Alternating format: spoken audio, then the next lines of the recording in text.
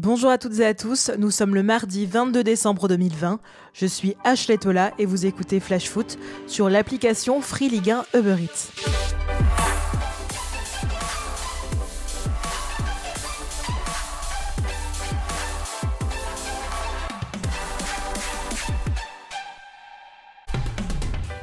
Où pourra-t-on regarder la Ligue 1 en 2021 ? C'est la question qui est sur toutes les lèvres des amoureux du football français ce mardi 22 décembre.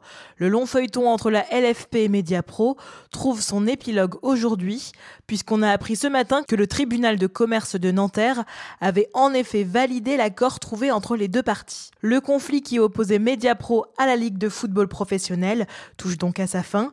Aujourd'hui, le tribunal de commerce de Nanterre a homologué l'accord entre les deux parties, mettant un terme à une histoire qui aura duré près de 2 ans et demi.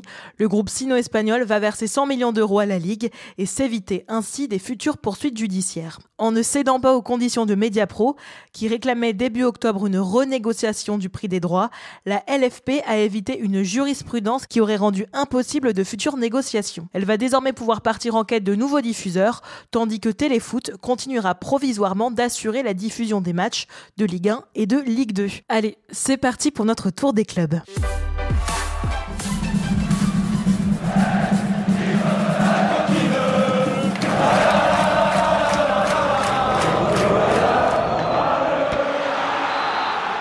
Stéphane Moulin y croit plus que jamais. Après le match nul face à Nantes ce week-end, le coach du SCO s'est exprimé dans les colonnes de Ouest France. À la veille d'affronter l'Olympique de Marseille avant la mini-trêve, l'entraîneur angevin a confiance en son équipe. À tous les matchs, on peut gagner. Oui, bon, c'est pas faux. Surtout lorsqu'on regarde le nombre d'occasions que se sont créées les joueurs d'Angers depuis plusieurs matchs. La victoire au pied du sapin pour Stéphane, en tout cas, on lui souhaite. Bonne nouvelle aux Haillans, les Girondins verrouillent leur pépite. En effet, on a appris hier que le jeune milieu de terrain Lenny Piringuel signe à 16 ans son premier contrat professionnel avec les Girondins de Bordeaux jusqu'en 2023. Le club l'a annoncé ce 21 décembre dernier. Il devient ainsi le plus jeune joueur de l'histoire des Marines et Blancs à signer un contrat professionnel à égalité avec l'international sénégalais Henri Sévet qui avait signé pro en 2007. Né en 2004, Lenny Piringuel a grandi avec les Girondins de Bordeaux qu'il a rejoint à 11 ans, international U16 français, 3 sélections, 1 but. Il a participé à plusieurs stages des U17 tricolores, mais sans pouvoir les présenter en raison de la pandémie de Covid-19. Suite au drame survenu dimanche soir au Moustoir, les clubs de Ligue 1 ont affiché leur émotion et leur soutien. Le club restois a annoncé que les joueurs porteraient un maillot en hommage à Yann, jeune jardinier de 38 ans qui a tragiquement perdu la vie après la chute d'un appareil de luminothérapie. L'entraîneur des 100 et or Franck Hess a confirmé hier à demi-mot en conférence de presse que le mercato serait plutôt calme. Le coach artésien n'a pas demandé à ses dirigeants d'étoffer son groupe, même si les recruteurs lensois vont rester à l'affût d'une éventuelle bonne affaire. Je ne souhaite rien de particulier pour le mercato, je n'ai pas d'attente, je suis très content du groupe avec lequel je travaille, a-t-il expliqué. Cependant, on pourrait voir du mouvement du côté des départs où la situation pourrait évoluer. Certains joueurs vont vouloir récupérer du temps de jeu qu'ils ne peuvent pas avoir ici. On ne joue qu'à 11 dans le football et quand on a un groupe de 26 joueurs de champ, c'est compliqué de faire jouer tout le monde, a-t-il ajouté. Même si les noms de joueurs n'ont pas filtré, on peut penser à Radovanovic, Bayala ou encore Diallo. Les dirigeants lensois entameront également des discussions avec Jean-Louis Leca, Yannick Cahuzac, Jonathan Gradit, Massadio Edara, Didier Després et David Costa, tous en fin de contrat en juin prochain.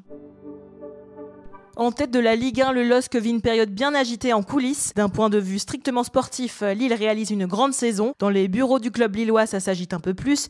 Compte tenu du contexte actuel et de l'incertitude autour de plusieurs points clés comme les droits TV, Gérard Lopez, le président lillois, a tout simplement été obligé de vendre le club.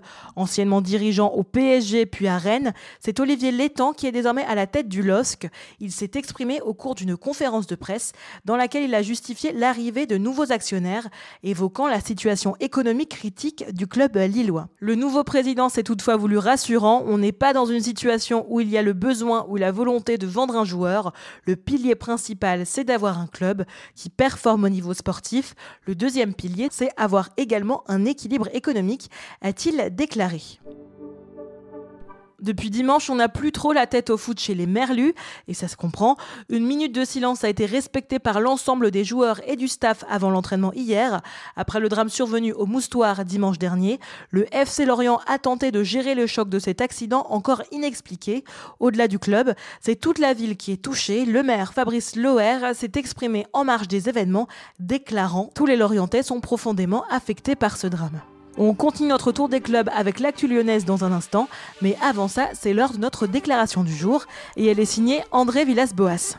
C'est mon cœur qui parle. Et vous avez un chef d'espoir qui dit notre retenue.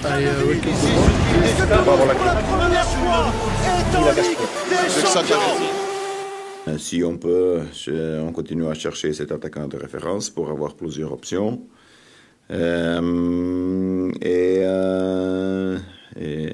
Et bon, il ne reste pas grand-chose à regarder si ça bouge un peu sur les intérêts de notre joueur. Doucement mais sûrement, l'Olympique de Marseille continue tranquillement son petit bonhomme de chemin. Avec toujours 2 matchs en retard, les Olympiens sont très bien positionnés pour jouer mieux que les troubles fêtes après la trêve opérée pendant les fêtes de fin d'année. Et pour s'emparer durablement de la tête du classement, le technicien portugais a toujours la même idée en tête, recruter cet attaquant de référence qui leur fait tant défaut. Hier en conférence de presse, André Villas-Boas s'est exprimé sur les semaines à venir qui peuvent être déterminantes pour son équipe, toujours en quête d'un buteur, un buteur qui pourrait arriver vers la fin du mois de janvier si jamais la situation devait se décanter. 24 buts sur les 31 inscrits par les Lyonnais. Ce sont les statistiques hallucinantes du trio Depay, Kadewere, Toko et Kambi. Les 3 attaquants des Gaunes marchent sur l'eau depuis plusieurs semaines et le moins qu'on puisse dire, c'est que ça plaît à Sinégovou. L'ancien attaquant des Bleus et de l'OL s'est exprimé dans les colonnes du Progrès pour souligner la grande forme des Lyonnais dans le jeu. Et si la direction marseillaise jouait les Pères Noël, voilà une information qui devrait ravir les supporters olympiens. En effet, il se murmure du côté de la Canebière que l'Olympique de Marseille serait ouvert à s'offrir définitivement les services de Michael Cuisance auprès du Bayern de Munich. Officieusement, il semblerait que les champions allemands pourraient réclamer jusqu'à 18 millions d'euros pour le transfert du Français. Pour rappel, Michael Cuisance est arrivé en Bavière à l'été 2019 pour une indemnité de 8 millions d'euros en provenance de la Mönchengladbach. OpenGate forfait, Ukija, Maïga et Delaine suspendus. Les Messins vont se présenter avec une équipe New Look pour leur déplacement à Rennes mercredi. De quoi donner des maux de tête à l'entraîneur corse du club lorrain, Frédéric Antonetti, qui va retrouver son ancien club. Philosophe, le coach des Grenats se veut rassurant. Il faut savoir trouver des solutions. On espère pour lui qu'il saura trouver les ressources nécessaires dans son groupe. Et si le mercato s'annonçait chaud du côté du Rocher? Selon RMC Sport, Tottenham serait prêt à vendre Dele Alli dès cet hiver. Et c'est bien l'AS Monaco qui serait en bonne position pour accueillir le milieu offensif anglais de 24 ans. Le milieu offensif anglais est lié aux Spurs jusqu'en 2024, mais pourrait quitter Londres pour moins de 40 millions d'euros. En grande difficulté depuis plusieurs mois et en manque de temps de jeu, le Londonien chercherait activement à se relancer. Bertrand Queneut, journaliste France Bleu Héros, semble le confirmer après les propos de Der Zakarian en conférence de presse. Pedro Mendes et Daniel Congré devraient être aptes demain soir pour la réception du LOSC. Une bonne nouvelle pour le coach payadin qui pourra reconduire sa défense à 5, plutôt performante lors du dernier match. Sans victoire depuis 7 matchs, le FC Nantes a glissé à la 15e place de Ligue 1 après s'être séparé de son entraîneur Christian Gourcuff. Le club cherche des solutions pour se relancer et l'une d'elles pourrait mener au recrutement d'un nouvel attaquant cet hiver. Dimanche soir, la télévision officielle du club égyptien de Zamalek a justement fait état d'une offre des Canaries pour Mostafa Mohamed, son jeune attaquant international, 23 ans et 2 sélections. Celle-ci, de l'ordre de 2,5 millions d'euros, aurait été refusée par les dirigeants qui en attendraient le double. Interrogé sur la chaîne, le directeur sportif du club, Asraf Kazem, a précisé que Mohamed ne serait pas libéré avant la participation de l'Égypte aux Jeux Olympiques de Tokyo, quoi qu'il arrive. Selon Foot Mercato, ça se bouscule parmi les prétendants pour la succession de Patrick Vieira. Le 4 décembre dernier, le champion du monde 98 était démis de ses fonctions d'entraîneur de l'OGC Nice.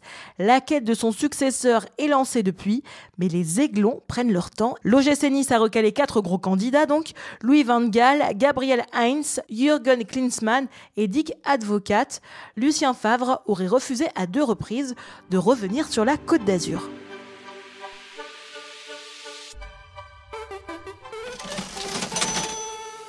Comme chaque mardi, c'est l'heure de notre rubrique Foot Business dans Flash Foot. Et aujourd'hui, plus qu'un footballeur, c'est l'histoire d'un businessman que je vais vous raconter. À la tête de plusieurs sociétés, l'Espagnol Gérard Piqué s'est lancé dans le monde de l'entrepreneuriat et est en train de construire un véritable empire. En 2012 déjà, elle crée Kerat Games, une société qui conçoit et distribue des jeux en ligne basée dans la banlieue de Barcelone.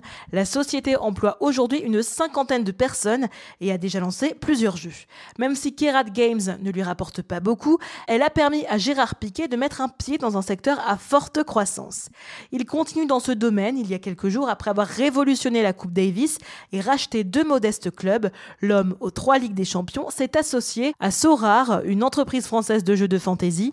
Avec un tel ambassadeur, la start-up du Val-de-Marne qui a séduit un autre footballeur en la personne d'André Chourleux sait que sa force de frappe auprès des fans de foot va faire un bond. Aujourd'hui, la société revendique la participation d'une 100aine de clubs à son projet, dont le Bayern Munich, la Juventus et le PSG. Le concept, un jeu qui utilise la technologie blockchain, procédé proche de celui du Bitcoin, la monnaie virtuelle. Les utilisateurs peuvent acheter et vendre des images représentant des joueurs dont la valeur dépend des performances lors de matchs réels. Les publications spécialisées estiment qu'aujourd'hui les revenus de Piqué à près de 50 millions d'euros par an, bien plus que les 6 millions que le Barça verse à son défenseur, qui construit avec sa compagne Shakira un véritable empire. Et il n'y a pas que Piqué qui a diversifié son activité. Son coéquipier au Barça, Antoine Griezmann, lui a annoncé il y a presque un an, jour pour jour, le lancement de son équipe d'e-sport, Grizy eSport. Grand fan de jeux vidéo, le champion du monde français est associé à son frère Théo pour cette nouvelle aventure. Une voie déjà toute tracée pour l'après-carrière ? Allez, on reprend notre tour des clubs. Matteo Alvini attise les convoitises. Le suspense est à son comble avant l'ouverture du mercato. Ses conseillers vont prochainement rencontrer les dirigeants de Nîmes Olympique pour évoquer son avenir. Sous contrat jusqu'en juin 2021, le milieu de terrain est suivi de près par Stuttgart, Watford et les Young Boys de Berne. Remplaçant face à Lille dimanche en championnat, Kylian Mbappé, auteur de 11 buts en Ligue 1 cette saison, va à nouveau débuter la rencontre face à Strasbourg sur le banc mercredi. À en croire le journal Le Parisien, le staff médical parisien refuse de prendre le moindre risque avec le génie français. L'attaquant n'est pas blessé, mais ses douleurs cumulées à la cheville, à la cuisse et aux adducteurs invitent à la prudence. Si on ajoute à ça la fatigue mentale, le staff parisien craint le coup dur. En fonction du scénario du match, il ne serait pas étonnant de voir Thomas Tuchel se passer de ses services. Fraîchement élu meilleur arbitre du monde et quelques jours après avoir dirigé Juventus Kiev, Stéphanie Frappart dirigera cette dernière rencontre de 2020, opposant le Stade de Reims à Nice. Au bord du gouffre, il y a 10 jours, Rennes vient d'enchaîner 3 victoires et d'engranger 9 points, ce qui lui permet de recoller au wagon de tête du classement de Ligue 1. Après la victoire à Lorient, la 3e suite et ses 9 points pris, le Stade Rennais a recollé au wagon de tête, de quoi trouver des motifs de satisfaction pour Julien Stéphan, le coach rennais. Au-delà du classement, c'est le 2e match sans prendre de but, ça nous avait échappé dans la période octobre-novembre.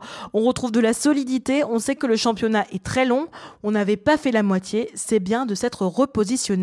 On attend de voir si les Bretons confirment demain à domicile contre le FC Metz. On en parle depuis un moment maintenant, mais il semblerait qu'il n'y aura vraiment pas de fin heureuse dans une histoire qui traîne depuis des mois à Saint-Étienne. La tentative de conciliation engagée entre Stéphane Ruffier et l'ASSE devant la LFP a échoué aujourd'hui.